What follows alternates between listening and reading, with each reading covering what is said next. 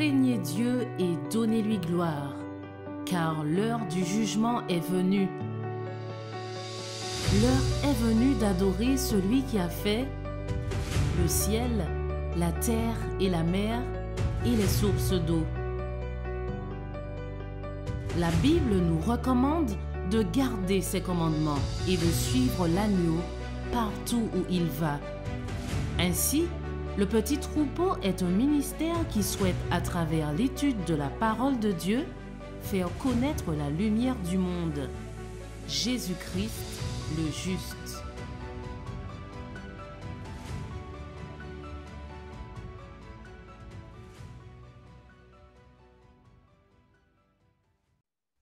Merci beaucoup pour ce magnifique chant qui prépare notre esprit, notre âme à approfondir cette vérité fondamentale qu'est la nature du Christ après le péché de nos parents et quelle est sa relation avec l'éducation. Nous allons voir qu'il y a deux théologies et en parallèle avec ces deux théologies sur la nature du Christ, il y a deux systèmes d'éducation. Le premier, c'est un système d'éducation qui s'appuie, nous rappelons brièvement ici, sur ce qu'on appelle le péché originel, une théologie inventée à peu près au moment où le Vatican a pris les rênes du pouvoir pour dominer sur le monde.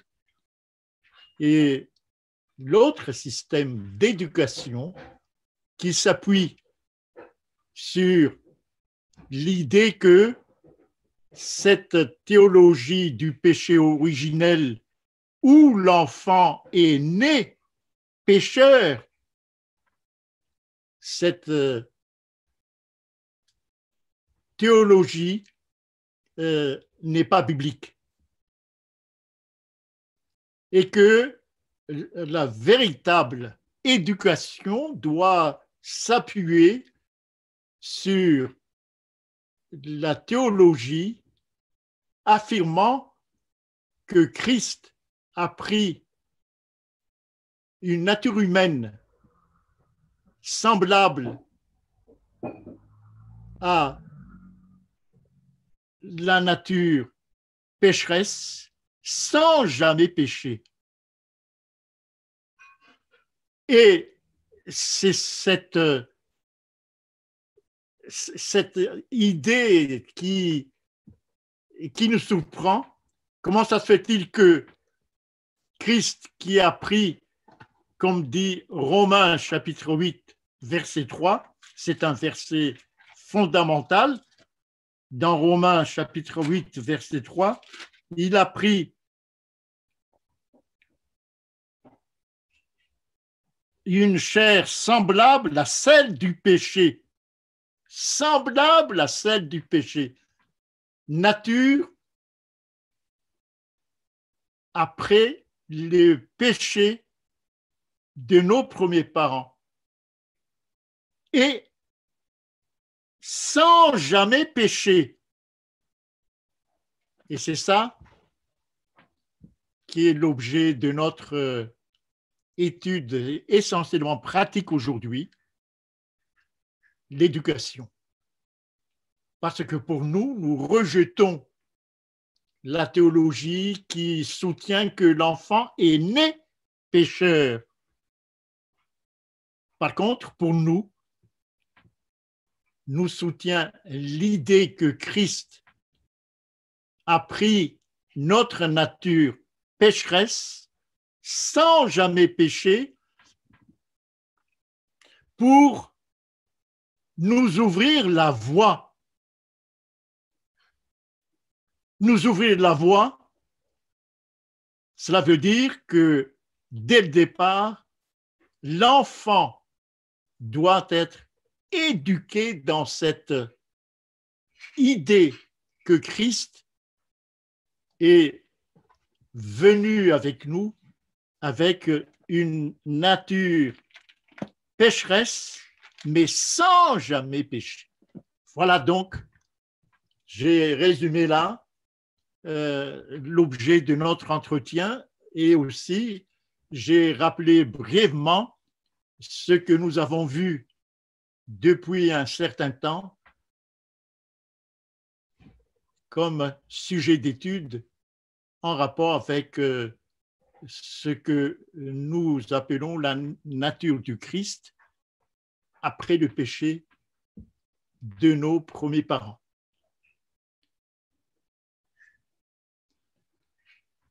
Alors, on fait un petit résumé pour bien asseoir le fondement de notre étude sur cet aspect pratique ce soir. Qu'est-ce que c'est que la nature de l'homme après la chute? Alors, on résume ce que nous avons eu l'occasion de voir ces dernières semaines. Les yeux de nos parents, après leur chute, s'ouvrent, les yeux de nos parents s'ouvrent pour constater leur nudité. Nous avons développé ces derniers temps le contenu de cette expression, constater leur nudité. Ils ont constaté tout simplement qu'ils sont des pécheurs, qu'ils ont besoin d'être couverts. Et c'est la raison pour laquelle leur première action consiste à cueillir des feuilles de figuier, des feuilles qui sont éphémères, fragiles et inefficaces, pour couvrir leur nudité. C'est ce que dans Romains chapitre 3, verset 28, Paul appelle faire des œuvres.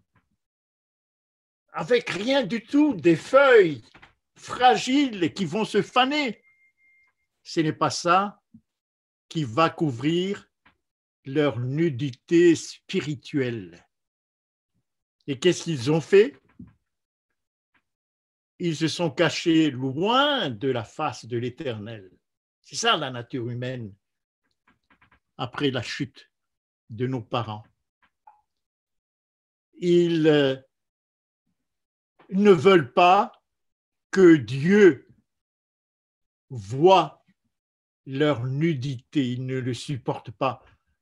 Je vous invite à lire Hébreux chapitre 4, verset 13. Donc, pour résumer, qu'est-ce que c'est que cette nudité primordiale? La foi décline. La charité baisse. On se méfie de ses semblables. L'espérance pour revenir à l'état initial, pour revenir dans le beau jardin, petit à petit, décline aussi, surtout lorsque nos premiers parents ont vu un ange avec une épée flamboyante à l'entrée du jardin. Perte de l'espérance.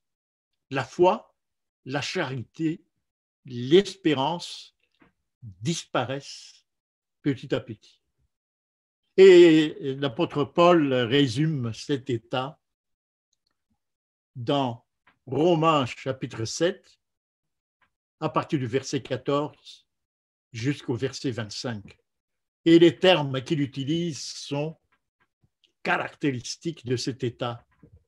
Il dit que l'homme est charnel, que l'homme est vendu au péché, incapable de faire le bien, et surtout captif, vendu, emprisonné de la loi du péché. Voilà ce que Paul dit dans ces versets Romains chapitre 4, chapitre 7, à partir du verset 14. Et il résume cette misérabilité de l'homme misérable. Alors, est-ce que dans cet état, on peut se sauver soi-même par les œuvres, comme le firent nos premiers parents en prenant des feuilles de figuier? Non, ce n'est pas possible. Voilà ce qu'on appelle la nature humaine après la chute. Comment donc relever l'homme dans cet état douloureux? Comment le relever? Ce n'est pas en prenant des feuilles de figuier. Ce n'est pas possible.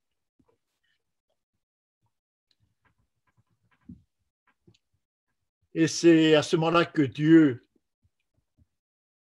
les appelle.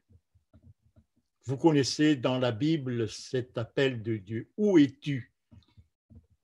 Lorsque vous placez cet appel dans son contexte, il y a une tristesse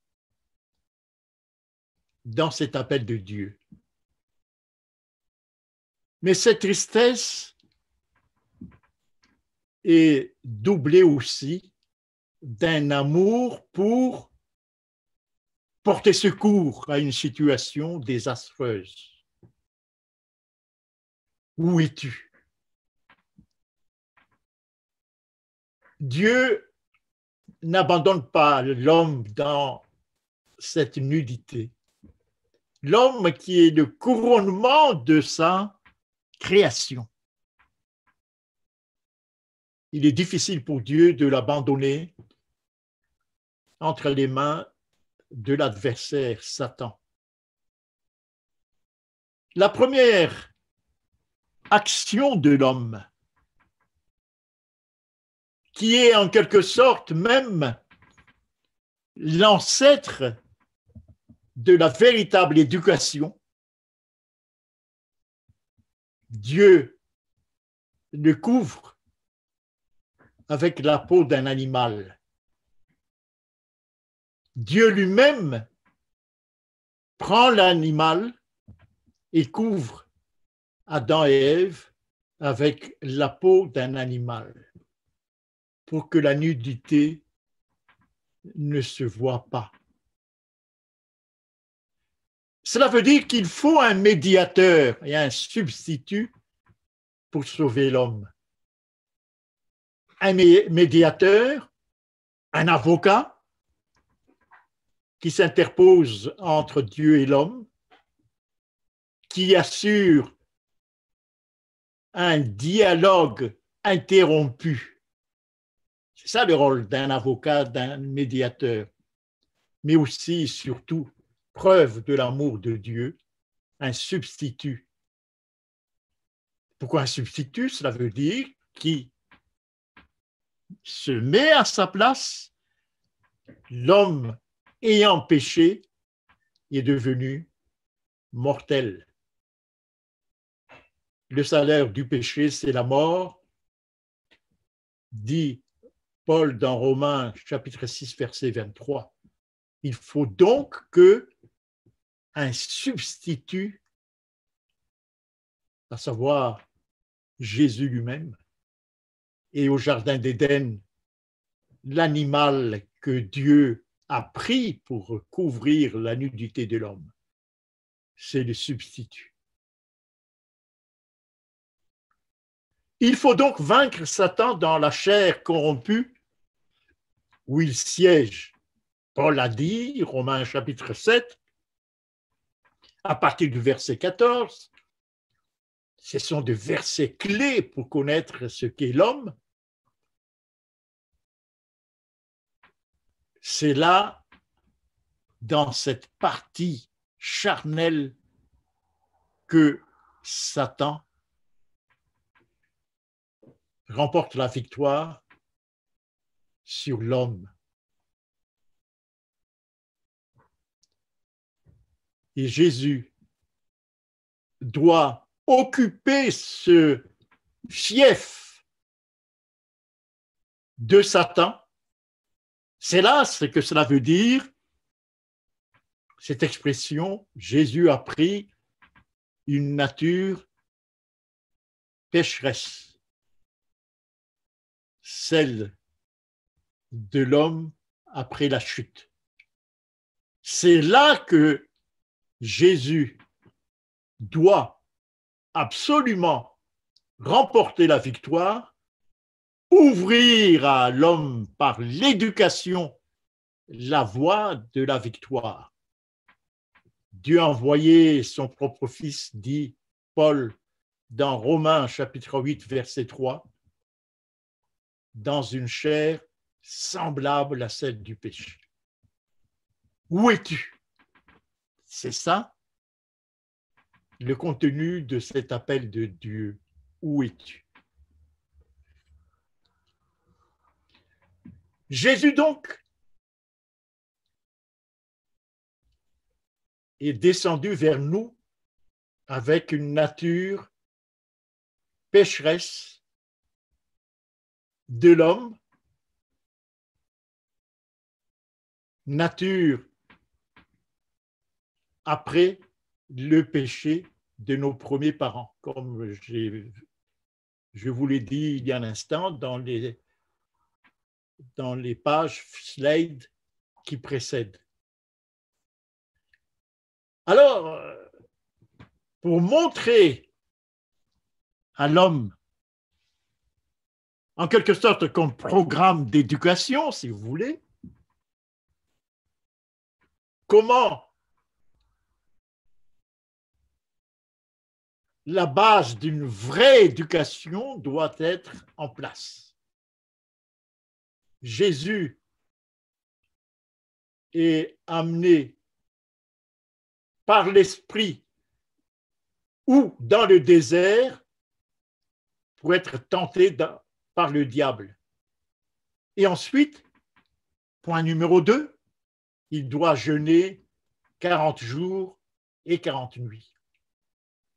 Voilà les premières conditions de cette œuvre, exemple d'éducation que Jésus nous montre pour retrouver la voie du salut.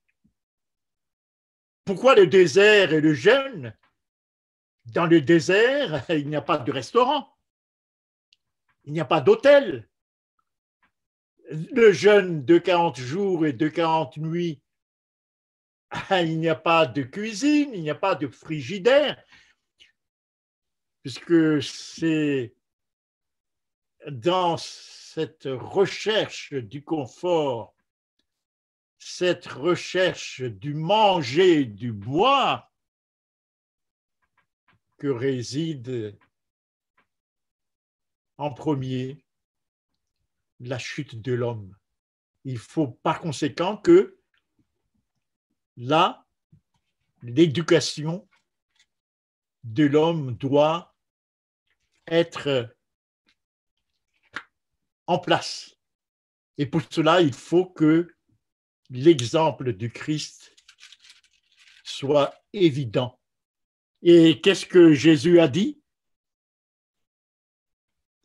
Lorsqu'il a été tenté 40 jours et 40 nuits à jeun dans le désert, Satan lui dit, mais transforme le pain, tu es fils de Dieu, tu as la possibilité, avec l'aide de ton Père, de transformer ces pierres en pain.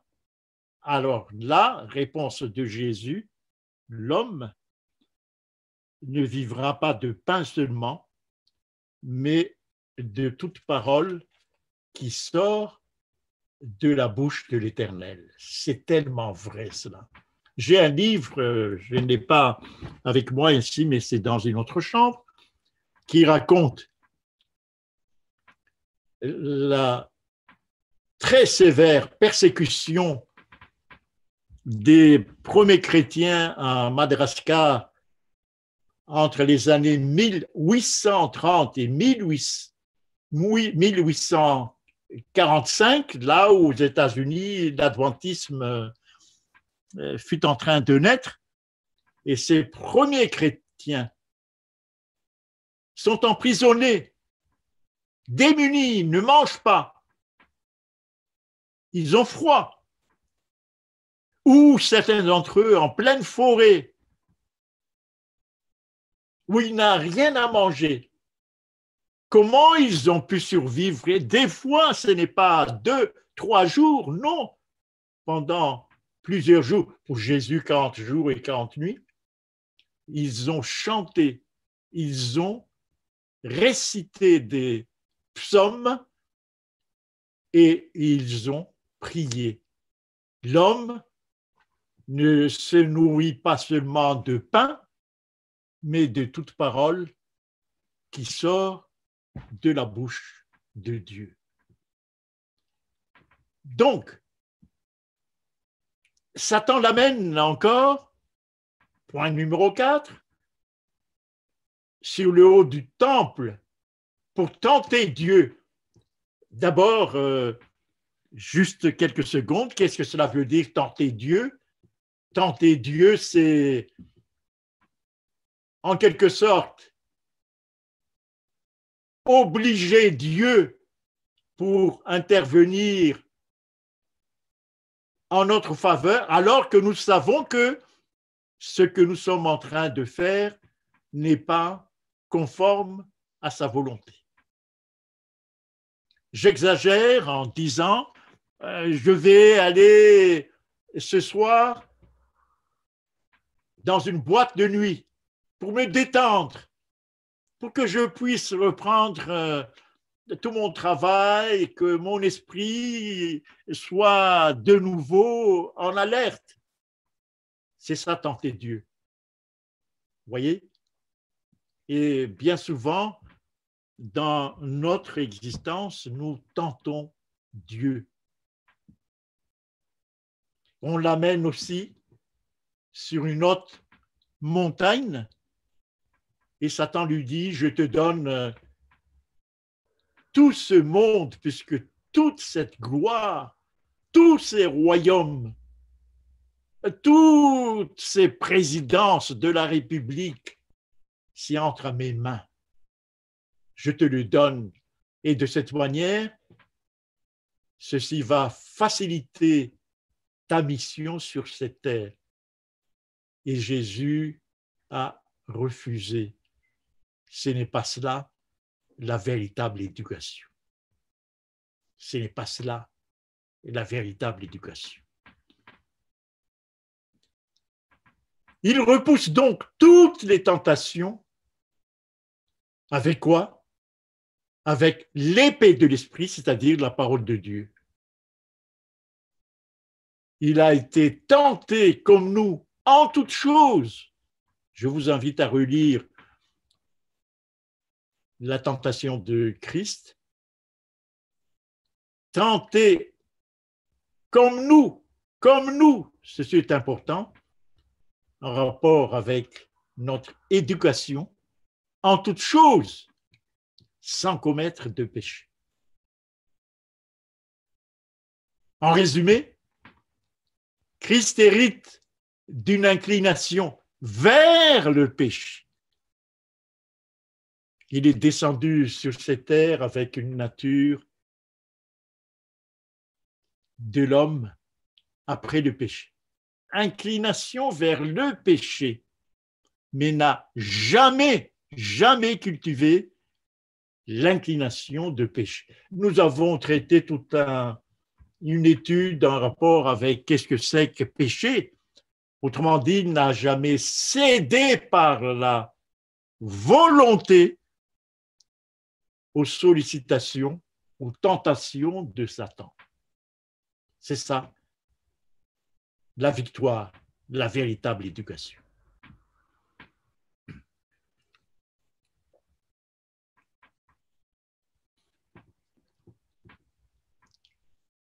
charnel, dit Paul, vendu au péché. La malédiction de l'homme l'amène petit à petit à douter de l'amour de Dieu. Lorsque l'homme s'aperçoit que les conséquences de ses péchés l'accablent, alors il doute de l'amour de Dieu. La fermeture du jardin d'Éden par un ange avec une épée flamboyante engendre en l'homme un manque d'espérance pour retrouver sa place initiale. La malédiction de la terre, conséquence de ses péchés, provoque en l'homme le repli sur soi et surtout la méfiance de l'autre. Juste en rapport avec cette conséquence désastreuse du péché, je vous invite à regarder Genèse chapitre 3, mais pas chapitre 2, il faut que je fasse la correction, verset 17. Verset 17. Je relève ce que je veux dire. Il est écrit dans Genèse chapitre 3, verset 17, « Le sol sera maudit à cause de toi. » Il y a donc une relation très claire que Dieu a mis en évidence dès les premiers chapitres de la Genèse entre le fait de transgresser le commandement de Dieu et la modification de la terre, de la nature.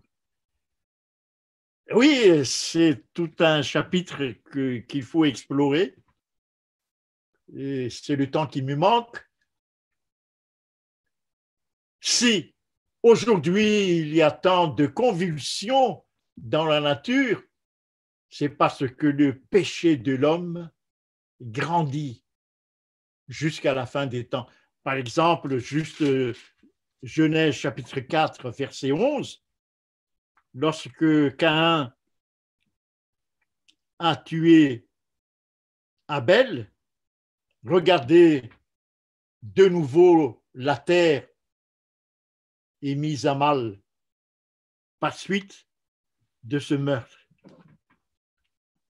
Genèse chapitre 4, verset 11.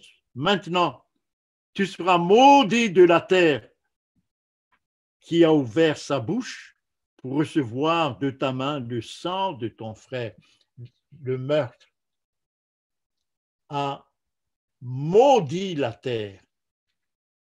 Et c'est pour ça que Paul dit dans Romains chapitre 8,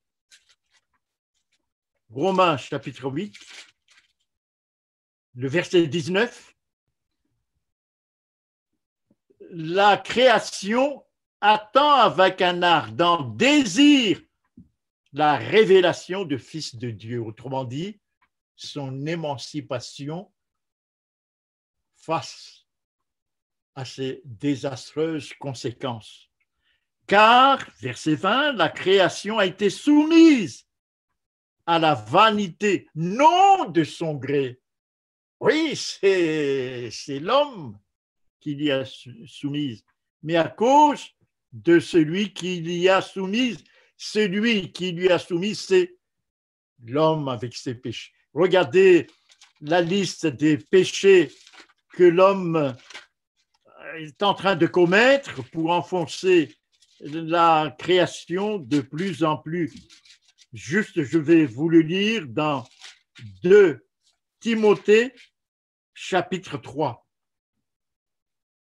Les péchés de la faim, et qui explique, à la lumière de ce que nous venons de voir, toutes les convulsions écologiques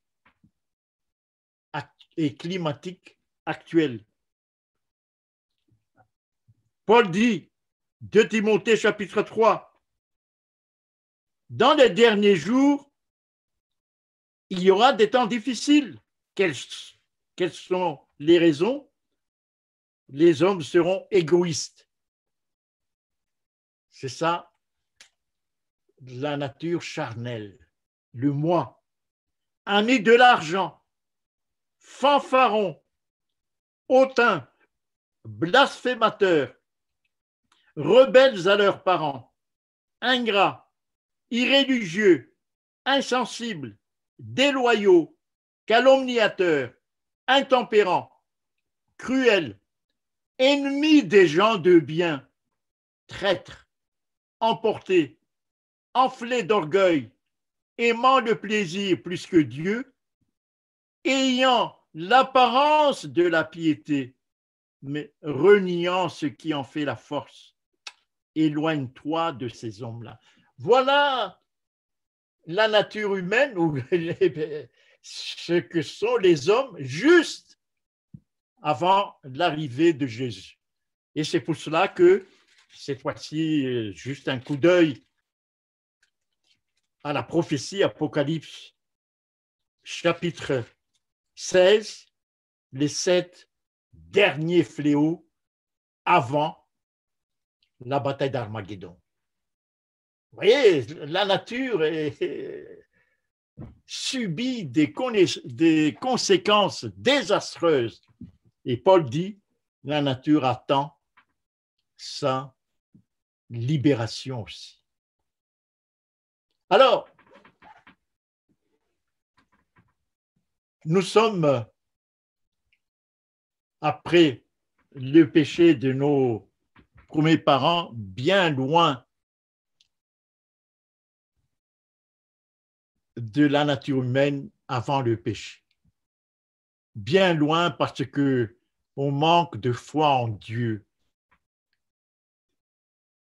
On a lu tout à l'heure dans 2 Timothée chapitre 3, manque de foi en Dieu, repli sur soi, égoïsme, manque de charité, perte de toute espérance. C'est ça la nature humaine après le péché.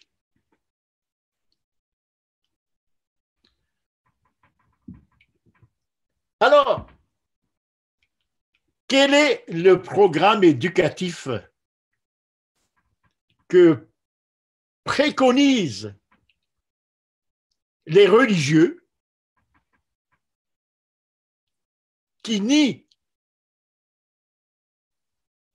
les religieux, leur théologie, ils nient que Christ est venu sur cette terre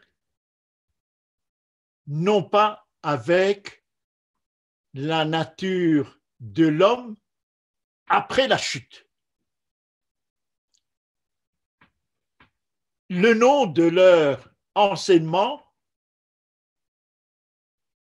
porte le nom le péché originel. Le péché originel soutient que l'homme hérite du péché d'Adam et donc est né pécheur. Dès qu'il sort du ventre de sa maman, il est déjà pécheur. C'est saint Augustin qui a révélé cette théologie. Selon cette théologie, donc, le bébé, dès sa naissance même, est déjà pécheur. Alors, tout le programme éducatif pour ajuster ce caractère pécheur de l'homme va se développer à partir de cette théologie comme postulat, comme prémisse. Surtout dans le système éducatif pensé par les jésuites. Pourquoi les jésuites? Parce que les jésuites sont les vrais spécialistes de l'éducation, jusqu'à maintenant d'ailleurs. Si vous regardez par exemple l'histoire de l'éducation en France, la Sorbonne, c'était une faculté jésuite où ils excellaient dans leur enseignement. On enviait énormément leur programme éducatif. Et juste à côté de la Sorbonne, ceux qui connaissent Paris, il y a Louis-le-Grand. Louis-le-Grand, c'était un bâtiment jésuite auparavant, mais lors de l'histoire de France, le système français devenait laïque et puis ils ont pris la Sorbonne. Mais il y a plusieurs grands lycées, lycée Saint-Louis, etc., vous voyez, qui portent ce nom saint. Ça appartenait aux jésuites auparavant. Alors, cet enseignement s'appuie sur le rôle très important de la discipline, surtout de la discipline corporelle. Pourquoi? Parce que dès le départ, l'enfant est né pécheur, le péché originel. Donc, il faut maîtriser le corps, d'où un système de punition archi connu. Bon, pensum, c'est le fait de punir un enfant avec des devoirs, par exemple, s'il est à l'école, des devoirs supplémentaires. Ça, c'est le plus léger. Férule, c'est le nom que ces éducateurs jésuites donnaient à leur système de punition. Férule, c'est le martinet. J'ai mis, etc., mais la liste est longue. L'isolement. On met dans le coin l'enfant, dans la classe, contre le mur, pour qu'il se sente humilié. Bref, il y a tout un système, mais je ne développe pas ici, mais peut-être que vous avez vécu ça. En tout cas, nous, à notre âge, nous avons vécu ce système d'éducation qui est passé dans le système d'éducation de l'État, d'ailleurs. On encourage l'émulation pour que l'enfant se développe, cherche à s'améliorer, devient de plus en plus meilleur. Et on établit le système de tableau d'honneur, de distribution des prix. Dans notre jeunesse, nous avons connu cela. Tableau d'honneur, on met au vu de tout le monde le premier de la classe, ensuite le deuxième, ensuite le troisième. Et à la fin de l'année, il y a des distributions de prix. Donc, ça s'appuie sur l'encouragement de l'émulation, autrement dit, cet effort que l'on suscite chez l'enfant pour se dépasser lui-même, le péché originel. Qu'est-ce qu'il y a aussi? C'est typiquement jésuite, la recherche de l'excellence dans tout ce que l'on fait. On pousse l'enfant à être excellent dans tout ce que l'on fait. Vous voyez, ce dépassement de soi-même, c'est ça le principe de l'éducation dans le cadre du péché originel. Recherche de l'excellence. C'est pour ça que les familles protestantes ont envoyé leurs enfants dans les écoles jésuites et ce fut l'effondrement de l'esprit protestant dans beaucoup de pays. On favorise énormément l'étude de la philosophie et des textes anciens. L'étude du grec et du latin. Le latin, c'est pour que les étudiants puissent puiser à la source de ce qu'on appelle les pères de l'Église, les Origènes, les Jérôme, j'ai dit tout à l'heure, celui qui a proposé le péché originel, Augustin, les saint Thomas d'Aquin, tous ces gens-là ont écrit en latin. Donc, il faut apprendre parfaitement le latin. J'ai connu ça puisque je suis vieux, comme vous voyez, dans le programme que on nous a proposé. Et sélection des ouvrages à lire. Pas question de mettre entre la main des étudiants la Bible. Ce fut interdit. Et on développe énormément l'esprit critique et l'aptitude à débattre. Oui, ils sont très forts. C'est donc une éducation élitiste et autoritaire avec discipline. Élitiste. C'est de cette manière que les jésuites ont dominé l'éducation et tous les États du monde ont cherché à adopter ce système éducatif. Voici une citation dans un livre qui parle de l'éducation jésuite.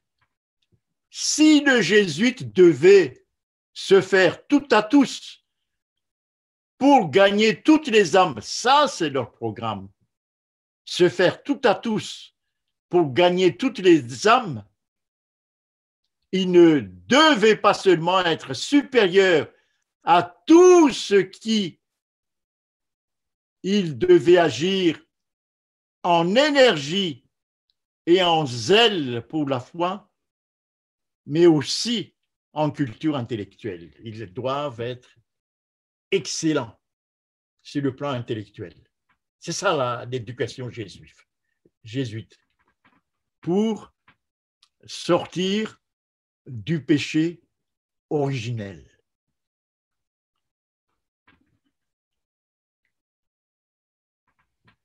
Voyons maintenant, par contre, l'éducation du Christ. L'éducation du Christ. Vous allez constater que c'est tout à fait à l'opposé de ce système d'éducation qui admet comme postulat le péché originel.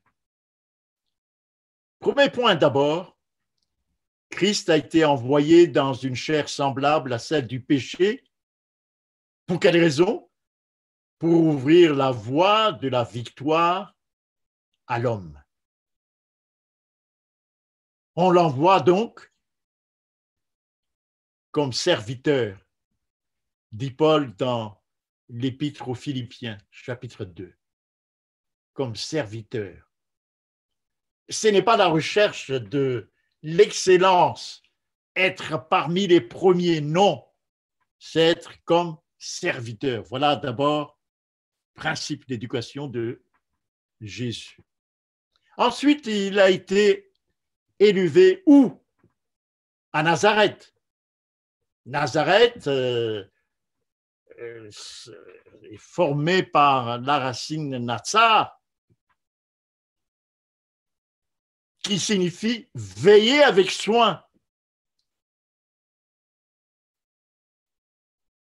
Veiller avec soin. Pourquoi dans un endroit aussi loin des villes?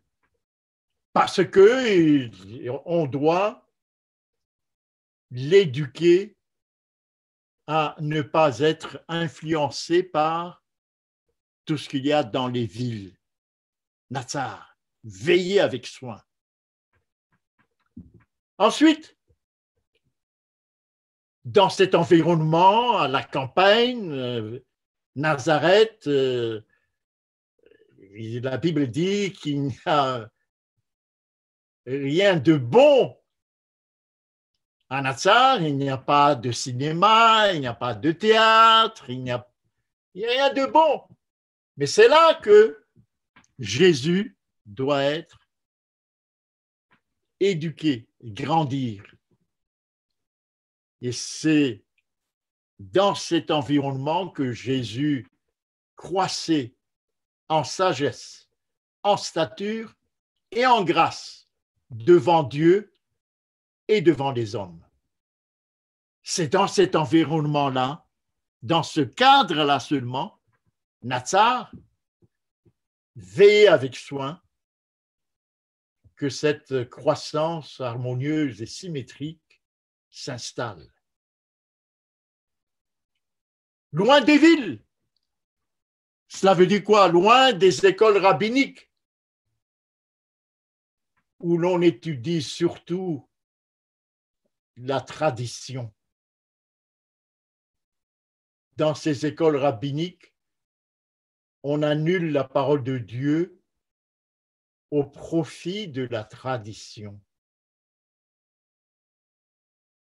Et c'est dans ce cadre champêtre que Jésus a assimilé les Écritures à tel point que les Juifs furent étonnés en disant « Mais comment connaît-il les Écritures? Lui qui n'a point étudié, il n'a pas été à l'école rabbinique. » Non, pas du tout. Il a appris les Écritures avec surtout sa mère. En lisant les Écritures chaque semaine, je dis bien chaque semaine, sous forme de paracha et de haftera. Ce sont des systèmes de lecture en un an de la parole de Dieu dans les milieux juifs de l'époque et jusqu'à maintenant. Vous voyez, on appelle ça péricope. C'est la raison pour laquelle, lorsque Jésus entre dans une synagogue de Nazareth d'ailleurs, il demande le rouleau et il ouvre dans le livre d'Ésaïe. Vous voyez, parce qu'on lit chaque sabbat les parachas et les haftarahs. Et pendant 30 ans, Jésus a été habitué à cela. Donc, c'est de cette manière qu'il connaît les Écritures, mais pas à la manière des maîtres de la tradition. Ensuite, Jésus a reçu une éducation manuelle, une éducation au contact avec la nature. Au contact avec la nature, lorsque chaque fois qu'il enseigne, il s'appuie sur des paraboles illustrant la nature. Et surtout, son éducation est veillée par sa mère. Quel est le rôle de sa maman? Veillée par sa mère qui éduque. Quoi? Quelle est la faculté sur laquelle la maman doit surtout veiller? Qui éduque sa volonté à ne pas transgresser la loi de Dieu. Éducation de la volonté. Vous vous rappelez, nous avons étudié ce que cela veut dire péché. Péché, c'est faiblesse de l'éducation de la volonté. Et ça, c'est le rôle de la maman. Il y a 12 ans, vous voyez cette éducation à 12 ans, il est soumis à ses parents lorsque ils sont allés le jour de Pâques à Jérusalem. Et il connaît très bien la Bible au point de discuter avec les docteurs juifs. Ils étaient surpris par son intelligence et ses réponses. Luc chapitre 2, verset 47. C'est une éducation spéciale. Loin des normes et de la philosophie éducative de son temps et du monde. C'est ça, Nazareth. Vous voyez, à l'abri, à la maison. La véritable éducation, donc, doit se faire à la maison comme celle du Christ. Nous allons voir rapidement, pendant quelques minutes, que cette éducation est totalement à l'opposé de l'éducation issue du péché originel. Cette éducation s'appuie d'abord sur l'amour de l'enfant ou de l'élève. Parce que si l'éducateur, le professeur ou les parents, tous les éducateurs n'aiment pas l'enfant ou l'élève, ils ne peuvent pas éduquer l'enfant ou l'élève. S'il manque de patience, par exemple. Par exemple, si le professeur est professeur de, je sais pas, de mathématiques et que l'enfant n'arrive pas au bout de plusieurs explications, le professeur change, donne des exemples, il s'énerve. Non. J'ai eu l'occasion d'étudier des langues difficiles, l'hébreu et l'araméen, et j'ai eu la joie de connaître des professeurs d'hébreu extrêmement capables, première qualité, mais extrêmement patients. Et ces gens-là, vous les gardez dans votre souvenir. Ensuite, deuxième aspect de ce programme, ouvrir l'esprit à la nature et constater dans cette ouverture l'amour de Dieu. Ah oui, c'est être en contact avec la nature, les petites fleurs, les marguerites, etc. Il y a ensuite interdépendance et le service mutuel. Habituer l'enfant à cette interdépendance des uns et des autres, de chaque nature à un autre aspect de la nature. Il y a interdépendance, un service mutuel et aussi la perfection, par exemple, d'une fleur dans les moindres détails. Troisième point. Quel est le contenu du programme d'études? D'abord, la Bible. Nous l'avons dit tout à l'heure en rapport avec le programme d'études de Jésus. Alors, les gens n'y croient pas, mais la Bible concourt à développer toutes les facultés mentales de l'enfant. La Bible considère qu'il faut faire des études de latin, du grec, de la philosophie pour avoir des facultés mentales développées. Ça, c'est la conception jésuite de l'éducation, le péché originel. Non.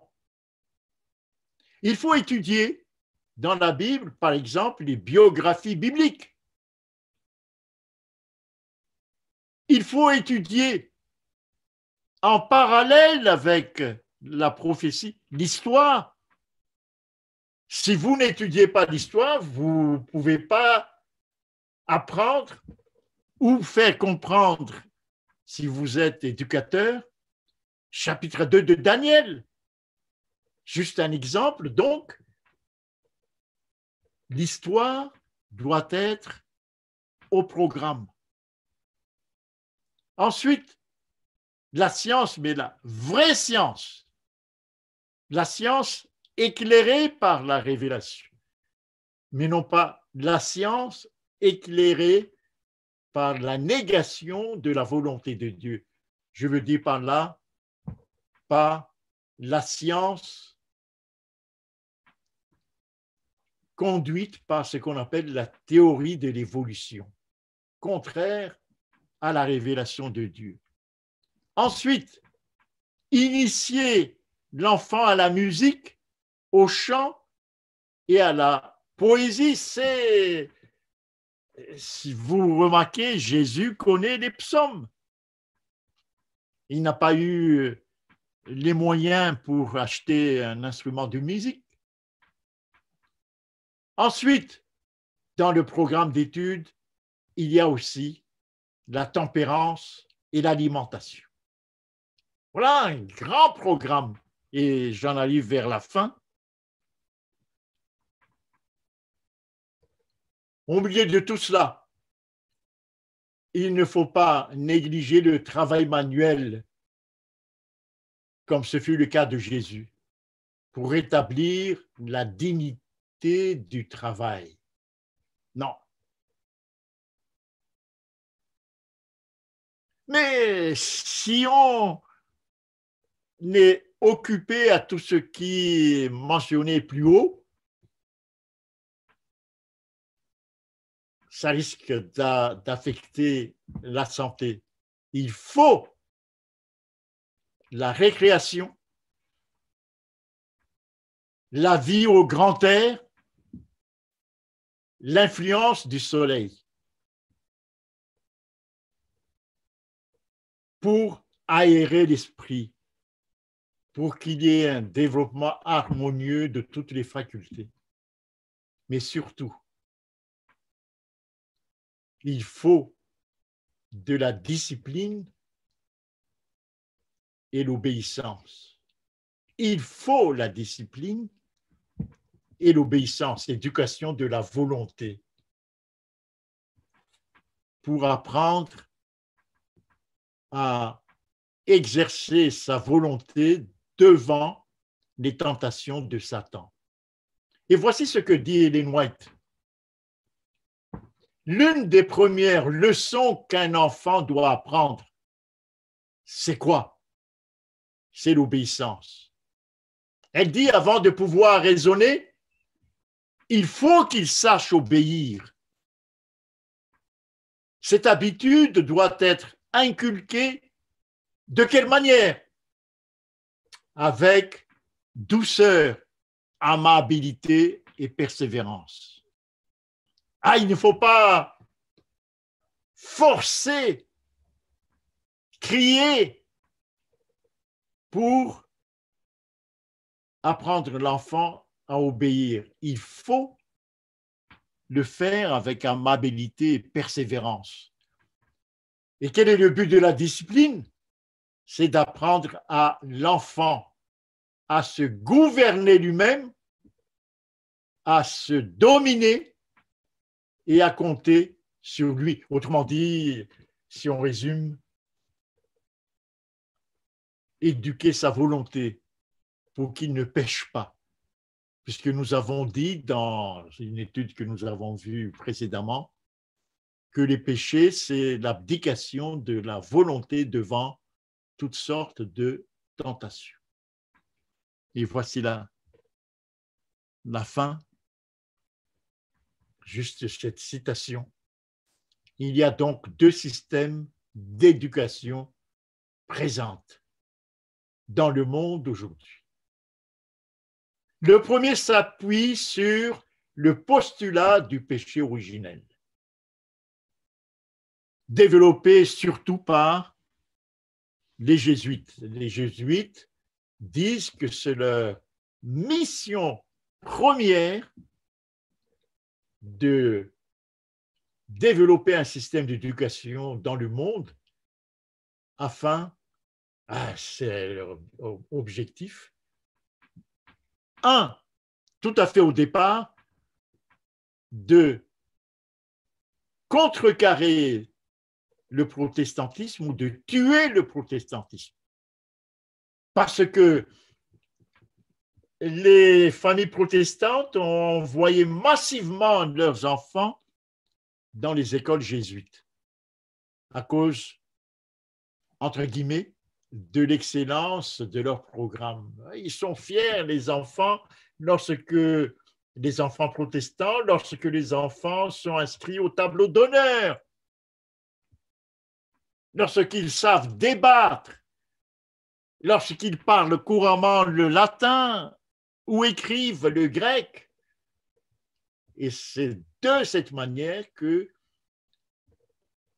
le protestantisme s'est évanoui petit à petit.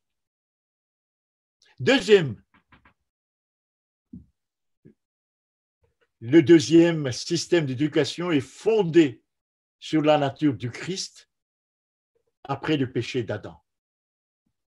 Et voici ce qu'Ellen White dit en rapport avec la véritable éducation. La véritable éducation est plus que quoi? Que la poursuite d'un certain programme d'études. Oui, puisque les parents sont piégés aujourd'hui, il faut poursuivre tel programme d'études pour avoir un poste important. Vous voyez, c'est pris dans un système de valeurs du monde, contraire à Nazareth. La véritable éducation est plus qu'une préparation à la vie présente. Oui, ce n'est pas gagner sa vie, un poste important. Elle s'adresse à quoi? À l'être tout entier. On a vu tout ce programme tout à l'heure et couvre toute son existence. Elle est le développement harmonieux de quoi? Des énergies physiques, mentales, spirituelles. Et la véritable éducation prépare l'étudiant à la joie du service ici-bas, ainsi qu'à celle bien supérieure d'un service plus étendu dans le monde à venir. Voilà la véritable éducation en rapport avec la nature du Christ après le péché d'Adam. Que Dieu vous garde et que nous donne la possibilité de mettre en pratique ce système d'éducation. Ce n'est pas difficile, c'est très difficile, je veux dire, de mettre en pratique aujourd'hui, car les parents sont piégés par un système économique et social mis en place pour contrecarrer ce système d'éducation dont parle Ellen White ici.